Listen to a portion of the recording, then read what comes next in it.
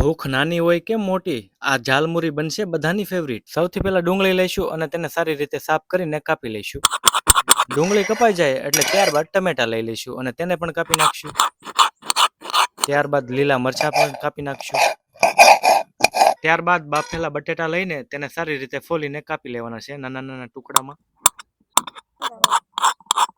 ત્યારબાદ એક વાસણ લેવાનું છે અને તેની અંદર મમરા નાખી દેવાના છે. કાપેલી ડુંગળી છે તે નાખી દેવાની છે. કાપેલા ટમેટા નાખી દેવાના છે. લીલા મરચા અને બાફેલા બટેટા નાખી દેવાના છે. ત્યારબાદ સિંગદાણા, છવાણું અને કાપેલું લીંબુ નાખી દેવાનું છે.